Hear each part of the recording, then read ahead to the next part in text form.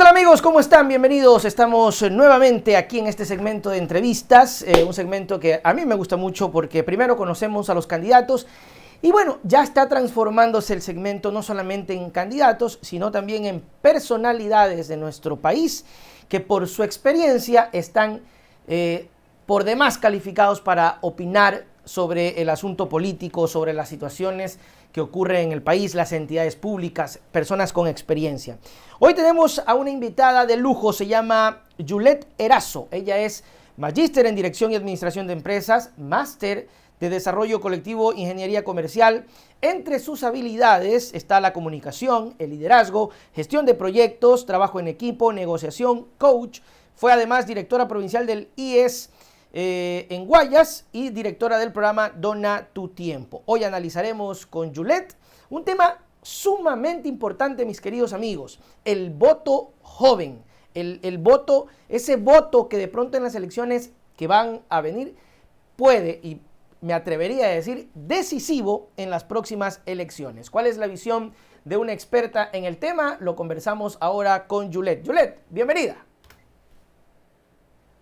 Muchísimas gracias, Nelson, por esa oportunidad en este momento de podernos expresar, de poder tener ese espacio de conciencia ciudadana donde podemos participar para comunicar a la población cuál es el pensamiento, como tú me dices, de los jóvenes, qué es lo que piensa ahora la juventud, hacia dónde va, cuáles son sus necesidades que en este momento se requieren. Y déjame decirte que una de las mayores preocupaciones es la educación.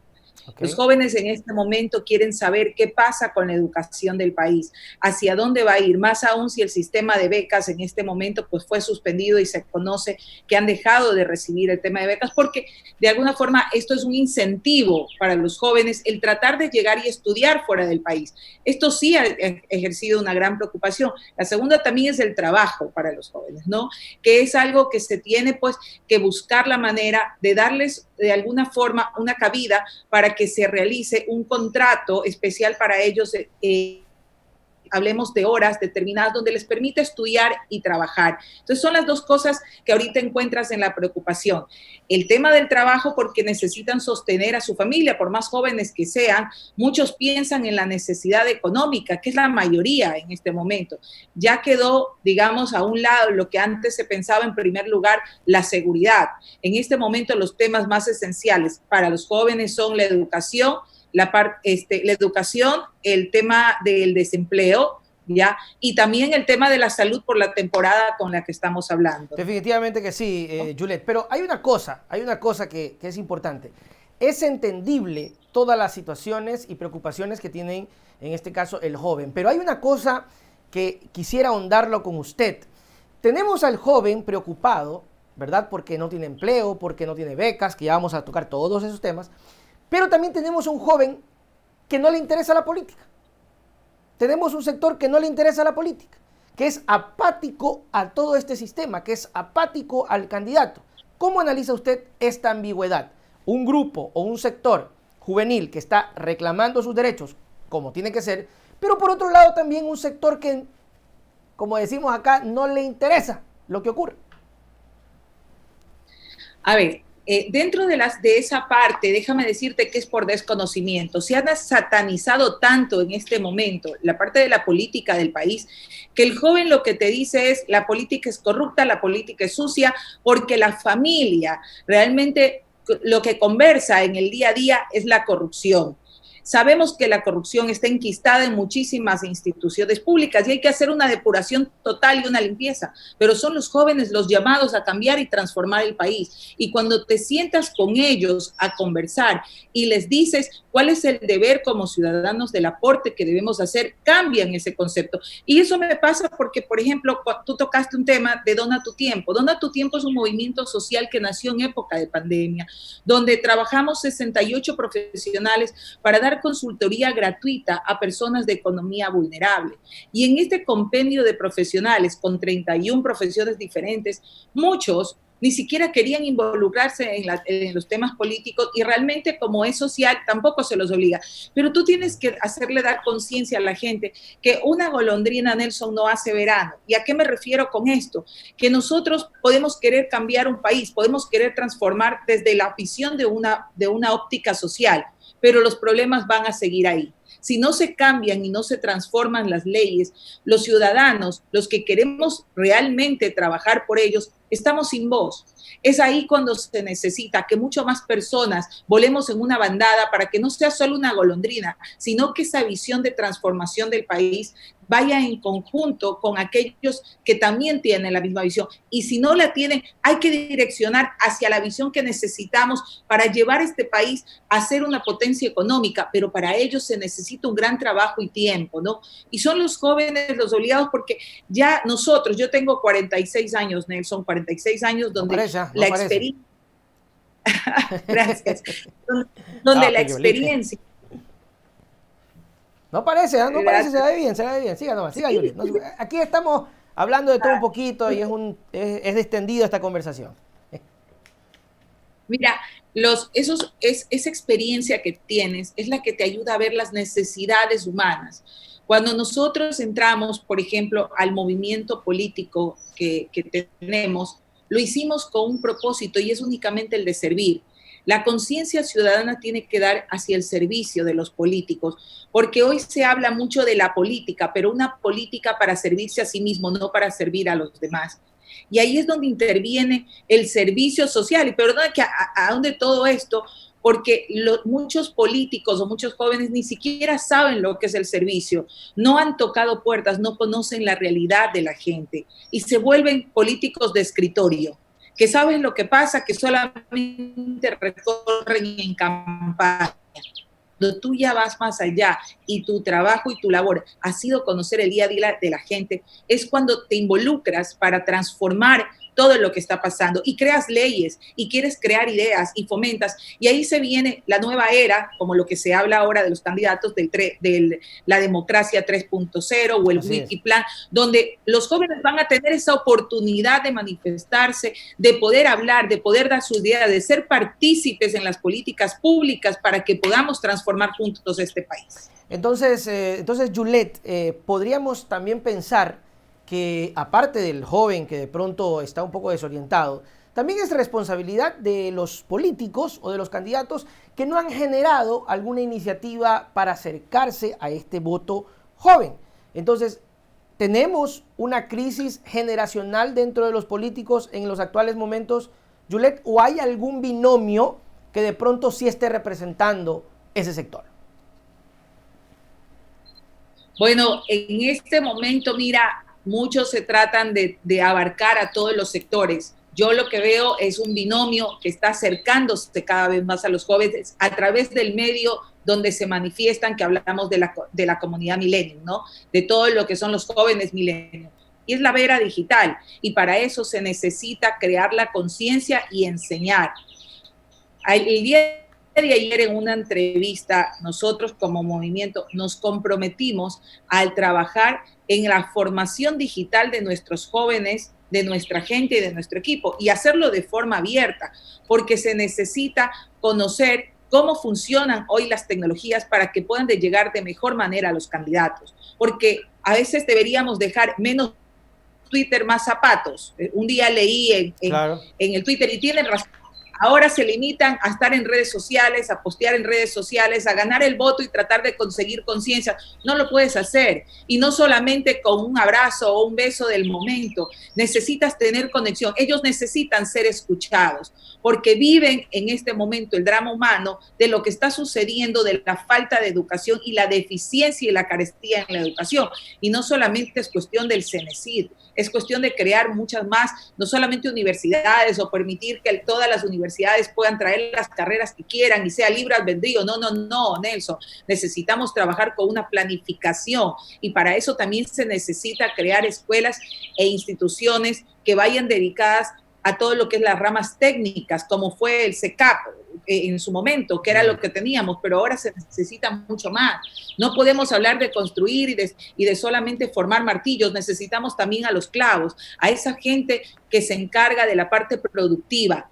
Si queremos entrar a una nueva era del país, que se habló del desarrollo productivo, entonces, ¿qué pasó en ese momento? No había la clase obrera, que es la que trabaja y la que se esfuerza. Esas son las personas a las que tenemos que formar. Se habla hoy del emprendimiento, pero sin direccionamiento, Nelson, y 9 meses ya quebraron y en 2 años se desaparecieron. Ni siquiera duran 5 años como antes, porque no tienen la formación. El Ecuador, si no me equivoco, es el segundo país con mayor emprendimiento a nivel de Sudamérica. ¿Pero un emprendimiento que prospera o que se muere?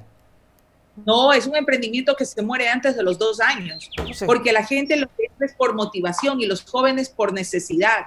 Y hoy se han creado, debido al COVID, muchísimos emprendimientos que van ligados hacia la comida, hacia el delivery y todo esto. Pero si no tienes una delimitación de cómo tienes que hacer, si no hay una educación de formación de emprendimientos, esto no va a avanzar. Y lo único que vamos a crear es esa conciencia del fracaso en algún momento que a muchos jóvenes les cuesta levantarse, que causa depresión y ya les va a ser difícil. Pero si tú los direccionas, les enseñas que que no es un fracaso, sino se llama experiencia. Aquellas personas que hemos sido emprendedoras y empresarias en la vida, cada vez que ha ocurrido algo o has tenido que cerrar una empresa o un negocio, lo tomas como una experiencia y eso te ayuda para que en la próxima vez puedas mejorar. Juliet, de pronto en su casa alguien está utilizando el Wi-Fi o algo, porque se nos está entrecortando un poquito, pero está bien, no se preocupe, no está tan falloso la situación. Más que todo es con usted, Juliet, de pronto alguien que está ahí, quítale el play al muchacho. Ok, sigamos, que estamos grabando, sigamos.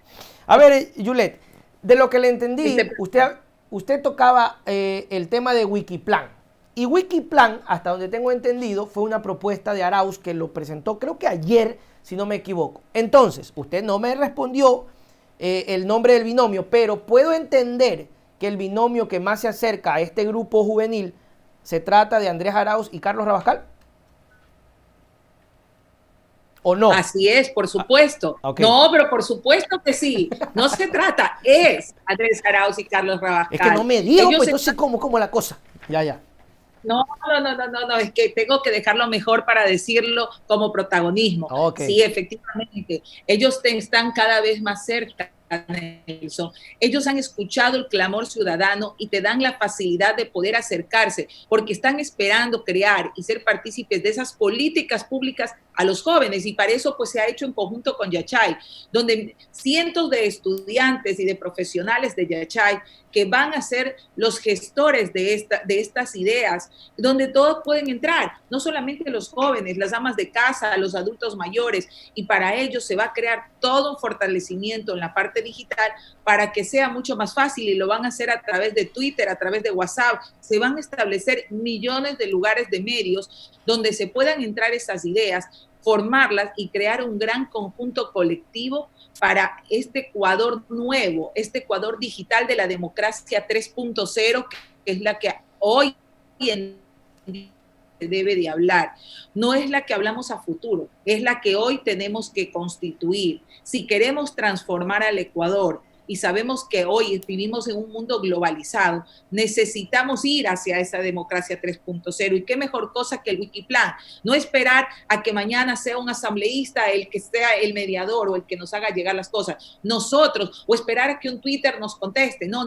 Nosotros podemos llegar a nuestros candidatos, podemos hacernos ver, podemos vendernos incluso de esa manera para que conozcan esos jóvenes inteligentes que están en las universidades y que son callados y que no tienen la forma de llegar. Hoy estos candidatos permiten poder construir leyes y políticas que vayan a transformar a cada uno de los sectores con los cuales van a ser escuchados. Eso es estar más cerca de la ciudadanía. Ya no solamente necesitas caminar y estar en zapatos y escuchar un Twitter, no. Ahora vas a tener la construcción de ideas, que es lo que fomenta las prácticas correctas para el inicio de este cambio del país que necesitamos seguirlo transformando, que durante estos 3 años, pues, prácticamente fue destruido todo lo que se inició.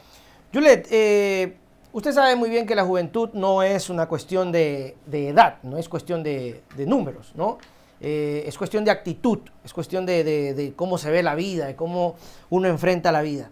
¿Usted cree, Juliet, que al ser Andrés Arauz, si no me equivoco, el candidato más joven de la papeleta, le genera cierta ventaja con este sector o no? Claro, porque estás hablando de juventud y estás hablando de gente que va a escuchar y va a entenderte.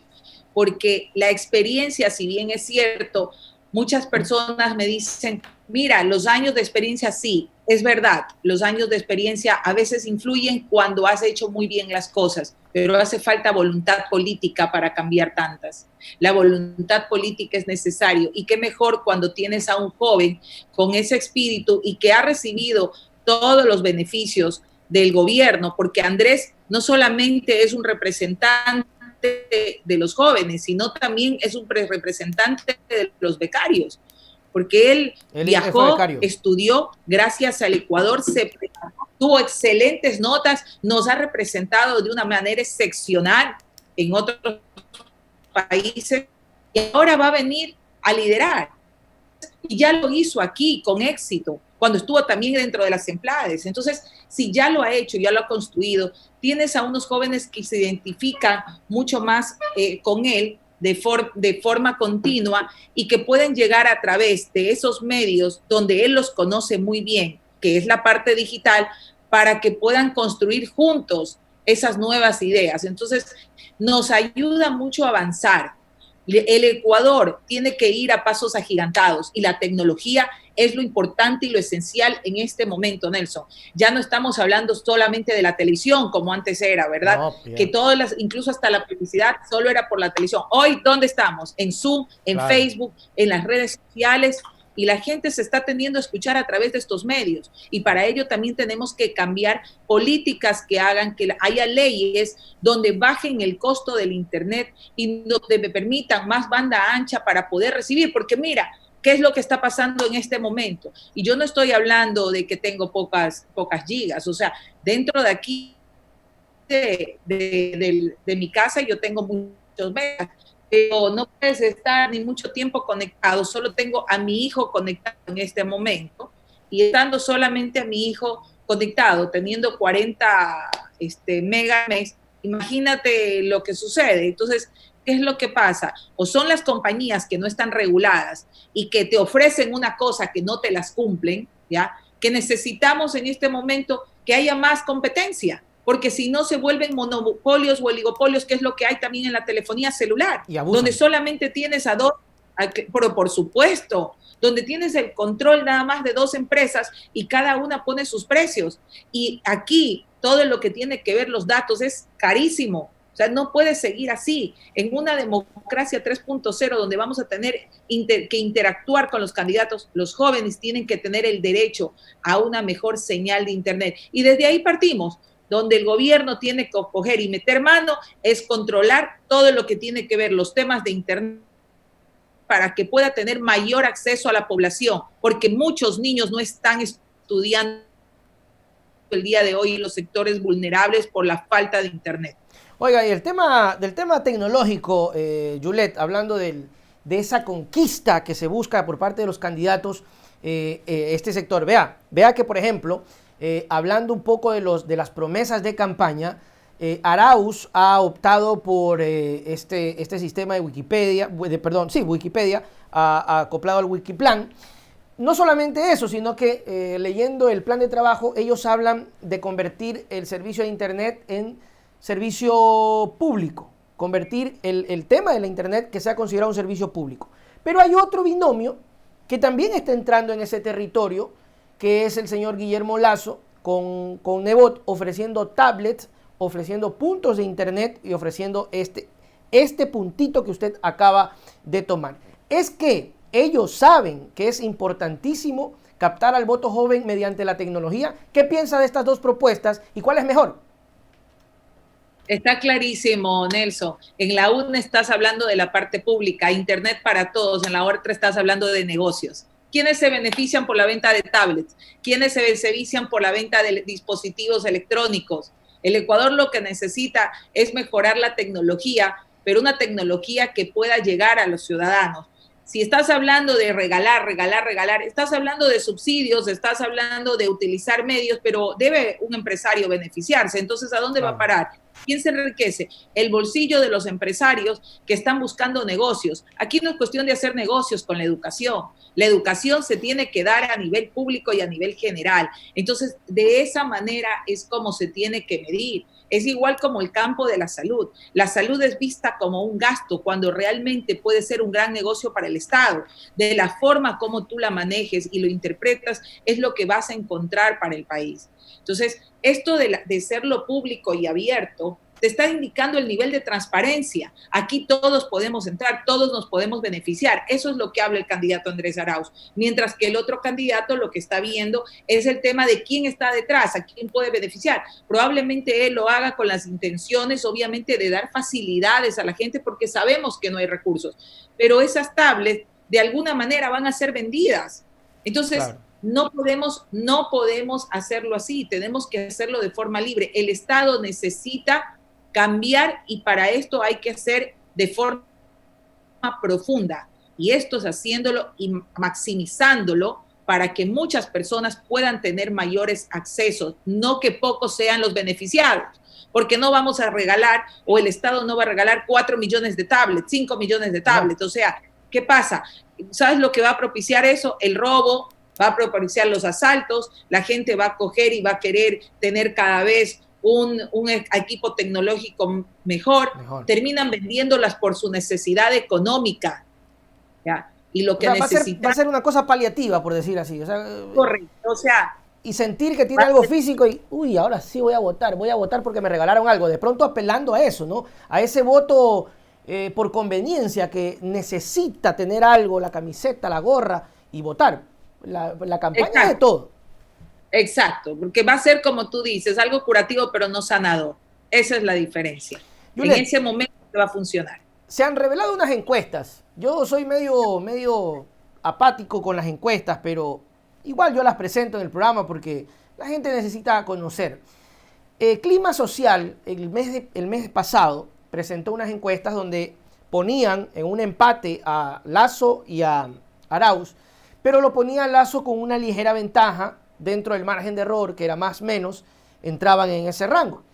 Ahora se revelan las encuestas y resulta que en el cruce de estas barras indicativas, Arauz del mes de octubre a noviembre despega en 3 puntos y Lasso baja y hacen una cruz, según lo que mostraba Santiago Pérez. ¿Cuál cree usted que haya sido lo que pasó en octubre o de octubre a noviembre para que haya pasado ese cambio? Ay, Nelson, ¿quién va a confiar de...? A ver, estamos hablando de que esa encuesta vino de una encuestadora, hablemos así, que ya tiene dudosa procedencia en cuanto a lo que sucede y los problemas que ha tenido. No podemos coger y hablar de elementos confiables con los cuales podríamos trabajar. Yo te digo lo que yo veo en las calles, porque camino, porque recorro y porque trabajo. Tú ves una diferencia entre el que camina, que hoy en día es el candidato Arauz, y también lo hace el otro candidato, ¿por qué no decirlo? Pero la cantidad de gente es lo que mide. La verdadera encuesta se encuentra en las calles. Ahí puedes ver. Cuando estamos hablando de un recorrido, cuando estamos hablando de una caminata, ahí están las verdaderas encuestas. No hablemos de vehículos, ojo, porque si hablamos de vehículos, probablemente ya sabemos de dónde van a tener la mayor cantidad de vehículos, porque nuestro pueblo, no todos tienen carro, pues Nelson. Entonces las caravanas no son, claro, no son de nuestros candidatos. De nuestros candidatos somos la gente del pueblo que caminamos y que la sudamos. Y ahí es donde ves, en estas caminatas que hemos hecho, como la de la avenida 9 de octubre, es donde tú ves cuál es la realidad de las encuestas. Ahora, ¿qué pasó? La gente siempre quiere votar, digamos, por el binomio ganador. Las personas buscan, de alguna manera, ir por la persona con la que se identifica y que va a ganar para decir, yo voté por ese candidato ganador. Y de esa manera es como se manipula las cosas, poniendo de que un candidato está arriba y ahora último pusieron a otro también que estaba arriba. Oiga, La verdad, pero Santiago Pérez lo pone Arauz arriba ahorita. En octubre lo puso debajo de Lasso y ahorita lo pone 3 puntos por encima de Lasso, clima social. El que le pone primero a Lasso es ¿cómo es este señor de la encuesta que? datos. Sedatos, que lo denunciaron, sí. Claro, pero no solamente Sedatos, por ahí vi otra encuesta también que lo hacía, ya que se habían conseguido y también cuando han puesto encuestas en las redes, de tal manera que la gente lo que te dice es, no, el que va a ganar es este candidato, no va a ganar Andrés Arauz, porque la gente lo que sigue en las encuestas y se encargan, y obviamente aquí funciona esto, Nelson, si tú coges y esas encuestas las pautas, las personas se convencen, pero no se van a convencer realmente, lo único que van a ver es una hoja donde van a deliberar cuáles son los candidatos que están arriba, pero cuando salen a las calles, cuando se ve en el día a día, cuando se ven en las redes sociales, porque tampoco les dan espacios a nivel público y a nivel de medios. Y eso sí es bien difícil de lograr, porque tienes una diferencia mientras que los otros candidatos están en YouTube y tú los ves a cada momento en YouTube, abres YouTube y están ahí y están en todas las redes sociales. Andrés no puede hacerlo de la misma forma por los recursos. Entonces, es mucho más difícil y que estén en este momento, este binomio arriba, significa el clamor ciudadano del trabajo que algún momento lo hizo, pues, nuestro expresidente Rafael Correa. Esto es lo que evidencias. La gente quiere esa reestructuración y que se continúe el trabajo de la Revolución Ciudadana que hasta hace 4 años estuvo aquí en el país. Oiga, Juliet, de hecho, en el cuadrito que se presentó de gasto en Facebook, Arauz aparece en último lugar con $3 nomás. Oiga, $3 publicidad. Lasso es el primero en gastarse como 250,000 y Juan Fernando Velasco en segundo lugar con 50,000. Ahora, entonces, no quiere decir que porque más plata metes en las redes te va a resultar en la vida real. Son dos mundos.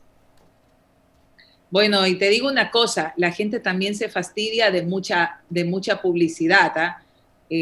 A veces cuando te sale a cada momento la publicidad de determinados candidatos, tú llegas a decir, ya, pues, o sea, puedes coger y hacer publicidad y no lo dudo, ¿no? A cuántos son las cifras, cuántos son los rubros que te puedan funcionar. Pero la gente es consciente, Nelson, la gente no se deja engañar. Si es que esas cifras y esos números están votados porque la realidad la vamos a ver pues en febrero, cuando se declare el binomio ganador y se va a ver y se va a evidenciar más que todo que no necesariamente billetera, en este caso, gana voto, ¿no? A veces sí, a veces no, pero en el caso del carisma que tiene Andrés Arauz, es diferente. Es un hombre joven, es un hombre, aparte de, no solamente hablemos de juventud de corazón, porque no es que es un hombre extremadamente joven, no tiene 25 años, tiene que 36 prácticamente Andrés Arauz, y ese espíritu de servir, ¿ya? Y su memoria de recordarse las cosas impresiona mucho, su carisma. Hay liderazgos diferentes, ¿no? Nuestro expresidente Rafael Correa tenía un tipo de liderazgo, pero Andrés tiene un liderazgo carismático que genera mucha empatía con la población. Con solo una sonrisa, cuando tú lo ves y sus ojos transparentes, te motiva a votar por él, te motiva a conectarse contigo y a decir, eres tú la esperanza. Esa es la mirada de Andrés Arauz, la mirada de la esperanza de aquella juventud que necesita recibir mejores tratos, mejor educación, mejor servicio de salud y una población que va a estar comprometida en que no va a ser solamente de los políticos. El Ecuador ya es de todos. Juliet, una cosita. Usted que ahorita hizo el preámbulo de Arauz, la gente, el joven, el muchacho, va a votar por Arauz o va a votar por Correa o la corriente correísta? Mira, inicialmente sí, es verdad que el expresidente, pues, al recomendarlo, realmente nadie lo ubicaba muy bien y efectivamente puede ser un sinónimo y un gran peso. Reconocemos que sí es un gran peso. El voto duro de Rafael Correa influye y bastantísimo, por no decir es delirante. Sin embargo, cuando tú ya conoces de cerca al candidato, cuando ya puedes ni siquiera conversar con él, con solo una mirada, te das cuenta que es la persona y que él no se equivocó, que Rafael Correa no se equivocó al elegirlo, que decidió a la persona adecuada y tienes un complemento con Carlos Rabascal, porque Carlos es una persona de temple, de temperamento, es una persona fuerte, una persona que habla mucho de cifras, de números, porque conoce por su espíritu y ámbito periodístico, ¿no? Entonces yo creo que son ese complemento de los dos, esa juventud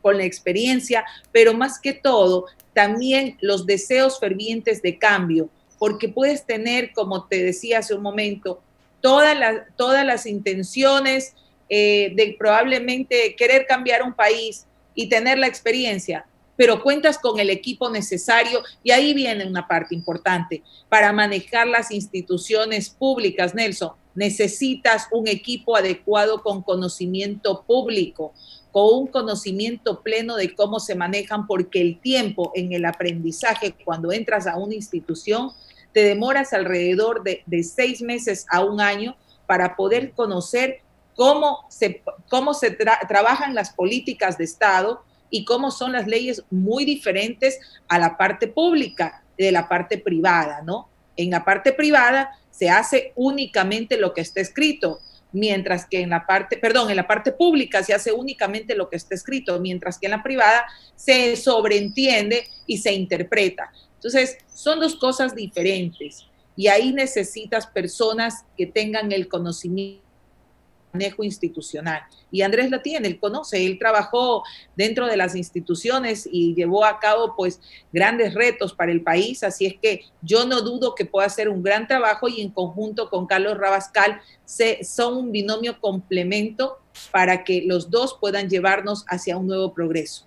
De hecho se habla y se menciona de que Arauz es como el elemento de carrera, ¿no? Como hay estas personas que empiezan en una empresa y hacen carrera, ¿verdad? Entonces Arauz es como el que vino haciendo carrera dentro de la agrupación correísta, porque tengo entendido que ha venido desempeñando funciones muchísimo tiempo atrás. Fue ministro del expresidente Rafael Correa. Esa diferencia de actitud, ese liderazgo, se nota, se ve, que por ejemplo Arauz es más tranquilo, es más cuando se expresa, a diferencia de Correa, que es más, no, usted sabe cómo es el señor Correa, que es como que sí.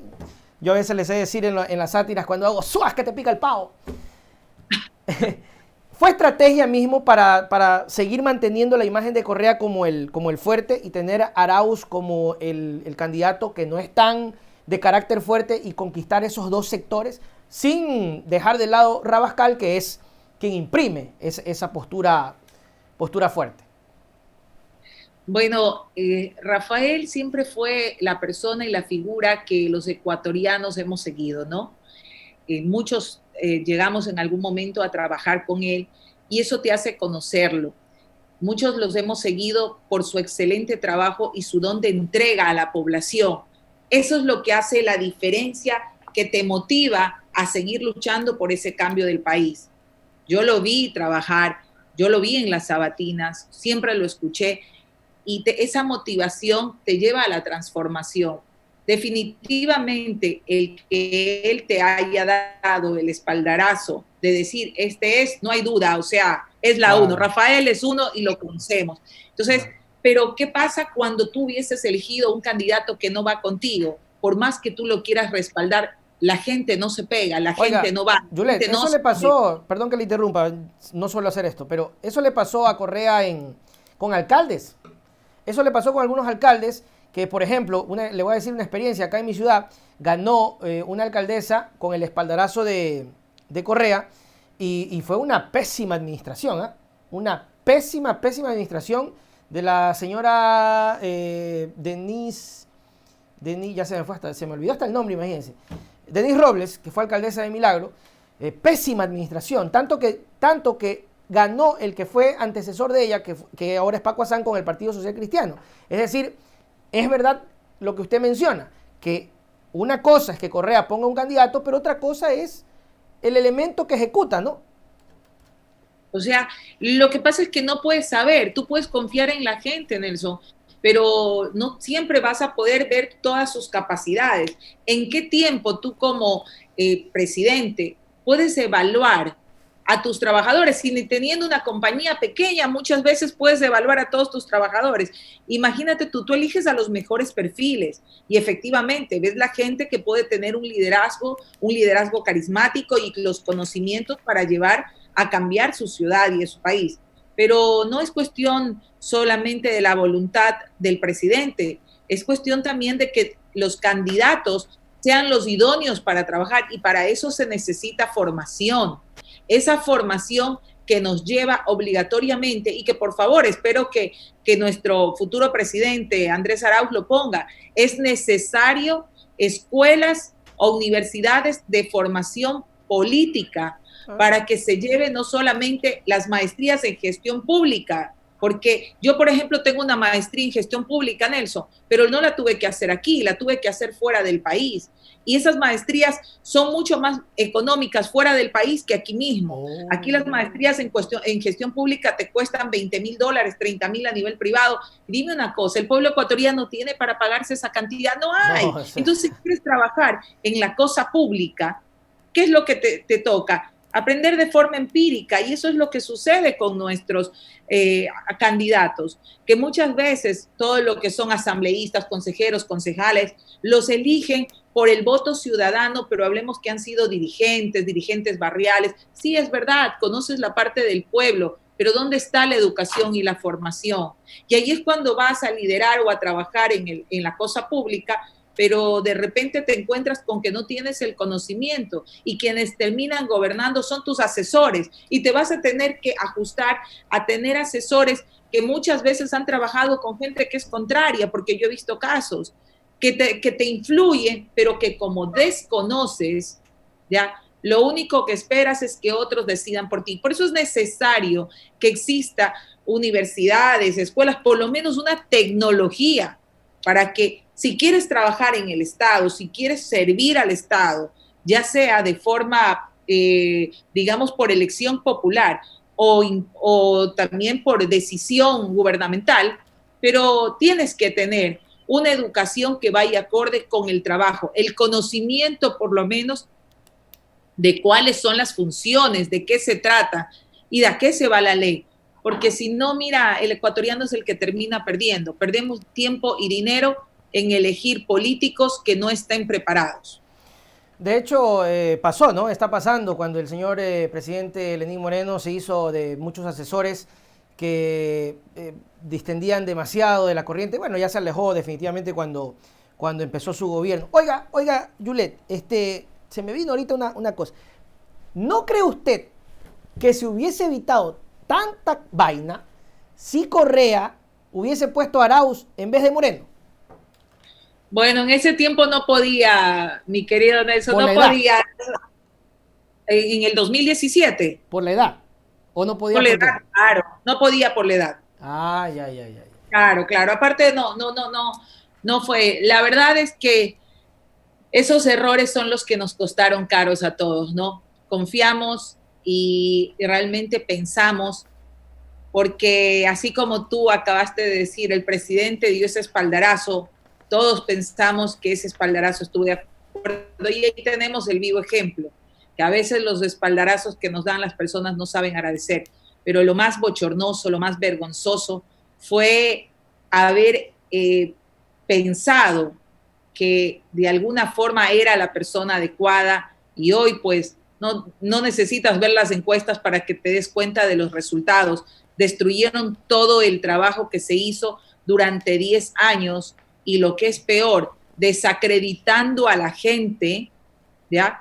Desacreditando a la gente, pretendiendo hacer ver corrupción por todo lado, que hasta ahora ni siquiera han podido encontrar los millones y millones de dólares que hablan, porque lo único que hicieron fue tomar en cuenta todos los valores invertidos durante los 10 años de gobierno y dijeron, ¿cuánto es? 70,000 millones, 52,000 millones, esto se invirtió en 10 años, digamos que eso se robó. O sea, no tomaron en cuenta las obras, no tomaron en cuenta los gastos, no tomaron en cuenta nada. Agarraron el presupuesto de 10 años y le dijeron al pueblo ecuatoriano, todo esto fue lo que robó. Y la gente se convenció durante un tiempo, se decepcionó durante un tiempo, pero fueron ellos mismos los que evidenciaron las patrañas. Todo lo que hicieron fue en vano, porque el pueblo hoy se ha dado cuenta y el pueblo tiene memoria, y la memoria está en los hospitales, la memoria está en la salud, la memoria está en las carreteras, la memoria está en lo que el Ecuador vivió de la politiquería antes a la política de transformación de la revolución ciudadana.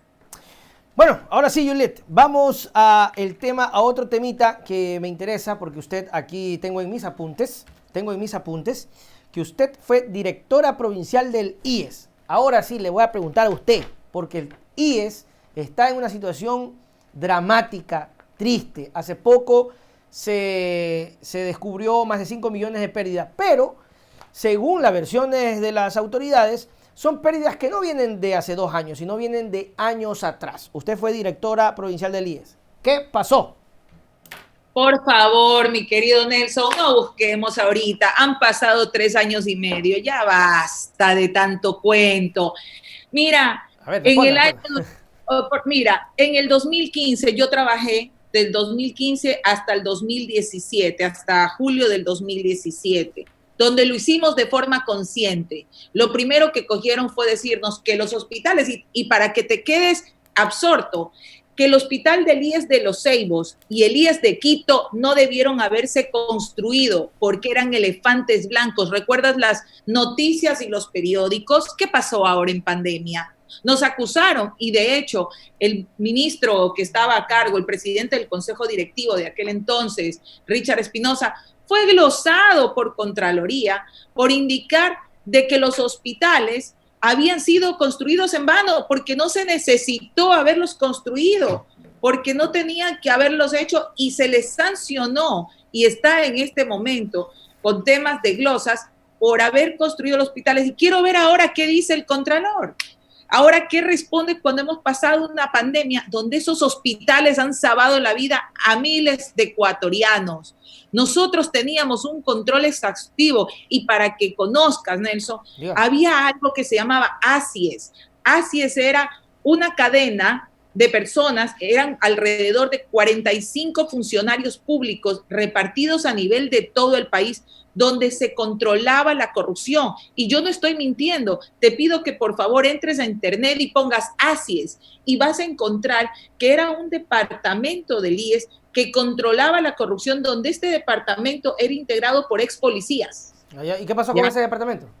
Se lo desintegraron. Apenas salió Espinosa, lo cogieron y dijeron que no era necesario y votaron a todo el personal. Eso hicieron. Cuando hay controles, no les interesa mantenerlos. Nosotros teníamos el control del tema de las derivaciones a las clínicas y ahí te voy a dar un ejemplo. Claro. Cuando estuvimos en ese tiempo, cerramos 32 clínicas, muchas de ellas por sobreprecio, otras porque no eran necesarias, no todas por sobreprecio, no porque no eran necesarias, porque había muchas dentro del mismo sector. Se hacen el cierre de esas clínicas por ser innecesarias y porque cuando entramos, para que tengas una idea de cómo estaba de diferencia el IES tenía alrededor de 400 odontólogos y 200 médicos generales. Imagínate tú, de 200 médicos generales a 400 odontólogos calificados. No pues, o sea que el Ecuador estábamos siendo odontológico. Entonces se cierran únicamente las clínicas odontológicas que estaban de más. ¿Y qué pasó? Pues Nelson, a mi salida las abrieron y las volvieron a acreditar. Y entonces, ¿a dónde estamos hablando? Las personas necesitan salud. ¿Y cuál fue las deficiencias de algunas clínicas odontológicas que se cerraron? De algunas. ¿Sabes qué pasaba? Que en 50 minutos que tú tienes el procedimiento, que de promedio te da una atención de $32, $28 por paciente de 30 minutos, terminaban haciéndole 5 y 6 procedimientos que no existían y que te facturaban hasta $120 por paciente. ¿Y eso pagaba el gobierno? Por supuesto, eso lo pagaba. Entonces nosotros entramos y lo primero que hicimos fue pedir una auditoría. Y ahí salta la auditoría que saca el presidente en una sabatina en el año 2017 acerca del problema de las auditorías del 2016, perdón, de enero del 2016, de todo lo que eran los sobreprecios en las clínicas, pero comete un error Contraloría, que por eso se desestima y queda en nada. Ellos cogen y ponen igualito como el gobierno. Todo lo que habían hecho esas clínicas y habían facturado el IES durante los últimos 3 años lo ponen como sobreprecio y sacan un valor de $450 millones. Por favor, o sea, no puedes poner absolutamente todo y esa ley se tiene que cambiar, porque Contraloría lo que hace es meterte todo en una sola, todo el presupuesto que se les entregó, pero habían atenciones pues que eran reales. O sea, ahí también hubo mucha... hablemos de problemas y deficiencias. ¿Qué pasó? Las clínicas pusieron las demandas contra Contraloría y terminaron ganando. Claro. ¿Y quién perdió? Dime si devolvieron algo al Estado. No se devolvió un centavo. Claro.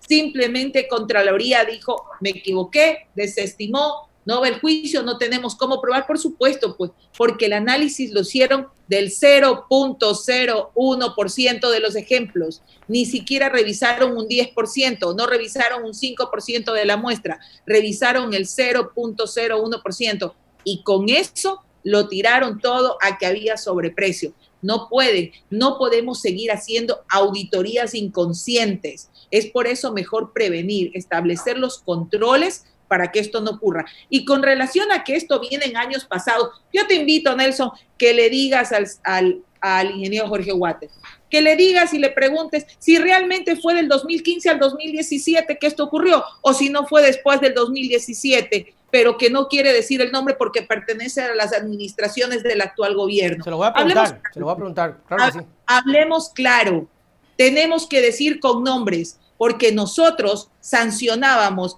y destituíamos a los funcionarios que tenían, en este caso, problemas como por medicamentos caducados. Y también sabes cuál interviene y mucha culpa que sucede en el Estado, el cambio de autoridades y de bodegueros constantemente. ¿Cómo puedes exigir si han venido 5 y 6, como el caso de Teodoro Maldonado, 5 y 6 en un mismo año, gerentes que los cambian a cada momento y que por ende cada vez que cambian a todo su equipo y más aún el bodeguero? Es una inestabilidad total. Total. O sea, Julia, una consulta rapidita. ¿Usted no ha tenido alguna denuncia, alguna situación? ¿Usted salió después, en el momento que entra Moreno, usted sale de su cargo? ¿Es así o totalmente antes? Cuando el presidente entra en el mes de mayo, yo pongo a finales de mayo mi renuncia y salgo justamente el mes de julio, renuncio y salgo del IES. Yo puse la renuncia, trabajé un mes y medio más y me retiré completamente, volví a mi función privada, realmente, y desde ahí pues me he desenvuelto, toda mi vida he sido empresaria, he sido una mujer emprendedora, así es que mi trabajo en el Estado fue netamente de construcción de algo diferente, porque yo viví como muchos ecuatorianos en carne propia ver morir a mi padre por mala atención de salud. Y no ha tenido ningún problema legal, digo, a estas alturas, ya hubiera sabido. Son 27 auditorías de Contraloría, donde hasta ahora no tengo glosas, hasta ahora no tengo denuncias administrativas, me he defendido como todo el mundo y son cosas que indignan, porque te lo juro que indignan. Claro. Hay exámenes especiales donde incluso te dicen que tienes que coger y te quieren sancionar, y por ejemplo uno de esos fue porque pagaron a 5 muertos, que personas que habían fallecido, que tú como director provincial, ¿cómo te vas a saber? Imagínate, en 3 millones de afiliados y 800,000 jubilados que pagan cada mes, que habían 5 personas que habían fallecido y que seguían recibiendo por 6 meses, por 8 meses sus familiares. Hablemos de la jubilación, ni que tú fueras la persona que hicieras eso, pero claro, como no sabían de dónde coger como no saben de dónde sacar del tema del anterior gobierno y como actuamos con transparencia, comenzaban a coger y a desestimar diciendo que nosotros éramos responsables de pago. O sea, mira, unas auditorías absurdas que realmente lo único que demostraron es que los pobres auditores de Contraloría perdieron el tiempo trabajando porque lo hicimos con conciencia, Nelson, lo hicimos con transparencia. Juliet, Y es por eso. desde su experiencia, el señor Wattet ha mencionado que el IES está en crisis, en terapia intensiva, está mal, y que están en poco más haciendo maromas para cumplir sus compromisos. ¿Qué se tiene que hacer o qué se debería hacer para no convertir el tema del seguro social en un tema del pan nuestro de cada día, enterándose de un nuevo problema, de una nueva gestión, de una nueva falta de dinero? ¿Qué se puede hacer? Nelson, tú recuerdas de la destitución de los 2.500 millones de Richard Espinosa, ¿verdad? De la tan famosa destitución. Pregúntale al Estado si ha pagado un centavo. Ya hoy ya no son 3.500 millones. ¿Ya? En este momento, la deuda que tiene el Estado de salud, por salud, Ajá. pasan de los 4.000 millones de dólares y no ha pagado un centavo desde 1981 que se creó la ley con Gustavo Noboa. Y ahora sí te preguntas, ¿cuántos más han destituido por no pagar el Estado? ¿A cuántos más el Contralor ha cogido y ha puesto una destitución, una sanción? ¿Y por qué no destituyó al ministro de Finanzas, Richard Martínez, por no haber pagado la deuda al IES? Entonces, ahí te das cuenta que todo, absolutamente todo, fue únicamente ataque político. El Estado tiene que pagar esa deuda de salud, porque eso se necesita y fue por enfermedades catastróficas. Tenía que ver porque son enfermedades catastróficas de las personas y esto sí es un rubro fuerte que representa alrededor de 300 millones anualmente, pero que nunca se pagaron y sí quiero aclarar que la gente tiene ahí un problema porque lo que normalmente dicen es el gobierno, el IES le dio $2.500 millones al gobierno. Siempre decían así, se robaron. No, señores, nadie se robó un centavo.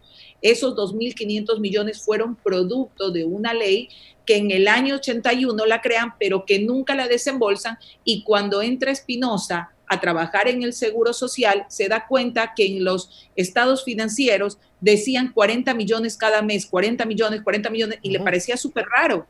Porque si estás hablando de una parte que tenía que cubrir del fondo, tenía que haber un rubro que era regulado y no 40 millones mensuales. Y así es como inicia el cobro de la deuda, que hoy no se ha pagado un centavo. Entonces, por un lado, dice, el gobierno va a pagar, que lo sacaron ahora en octubre, el 4 de octubre, 1.527 millones. Primero dicen que va a ser con bonos, luego que no. Ahorita acaban de desembolsar a final de mes 540 millones de dólares, pero inmediatamente el BIES compra 300 millones en bonos. O sea, ¿qué pasa? Que como Estado quisiste quedar bien y desembolsaste y dijiste compra 300 millones. O sea, ¿qué hay detrás? ¿Qué es oscuro? Eso es la democracia 3.0. Que los ciudadanos estemos con conciencia y que todo sea transparente para que las instituciones públicas no nos oculten las cosas que nos han venido ocultando, como la venta en este momento del Banco del Pacífico. Sí, es lo que todo el Ecuador quiere, que las cosas sean claras, mi querida Juliet. Bueno, vamos a tener definitivamente otra cita para conversar porque nos hemos quedado corto en otros temas. Me gustaría tenerte en otra oportunidad como analista, como consultora de muchas circunstancias que ocurren en el país. Juliet, para terminar, hablamos del voto joven, hablamos de las elecciones, hablamos de los candidatos que han buscado esa empatía con este sector, hablamos de la situación del seguro social, nos faltó mucho por hablar del seguro, pero bueno, ya hemos de tener otra oportunidad. ¿Cuáles son sus palabras para la gente que hoy tiene que tomar una decisión? Tiene que pensarlo, tiene que analizarlo, invitar que no sea racio de escuchar a las propuestas que cada candidato esté haciendo y que al final del camino sean ellos quienes tomen la mejor postura. Sus palabras, Juliet. Que seamos conscientes. El voto consciente es el voto del futuro. Ese voto donde tenemos que regresar a ver a nuestros hijos, a nuestras familias y pensar que no podemos votar nulo, porque el votar nulo lo único que indica es cobardía. Seamos partícipes de esa conciencia ciudadana de tener pleno conocimiento que vamos a votar por un candidato que sea el que vaya a transformar a nuestras familias. Todas las madres, todos los padres pensamos siempre en el futuro de nuestros vástagos.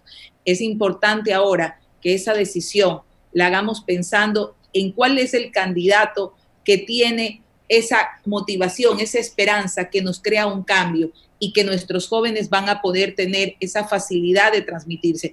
Y si va a ser otro candidato, pues tomemos esa posta de decir, fuimos nosotros los que elegimos, este tiempo que viene, porque conocemos que mucha gente tiene un voto indeciso, seamos ese poder transformador, ese voto indeciso, comencemos a convertir en un voto de decisión para nuestras familias, y yo sí los invito a que revisen cada uno de los binomios, más allá de los intereses particulares, cuáles son los intereses del pueblo que tiene que realmente gobernar. Ahí es donde tenemos que ver, seamos partícipes de ese cambio que necesita la sociedad, donde es el pueblo el que debe elegir en bien del pueblo, no solamente del interés de unos cuantos. Así es, mis queridos amigos, la invitación está hecha de parte de quienes son voz autorizada por su experiencia, por su capacidad, por su trabajo. Mis queridos amigos, nos vemos en otra entrevista. Recuerden que tenemos algunas, entren al canal, chequen. No se olviden que estamos en vivo y en directo a las 9 de la noche de lunes a jueves, y los noticieros satíricos que ya los estamos escribiendo y grabando. Nos vemos, mis queridos amigos. Será hasta una próxima entrevista. Gracias.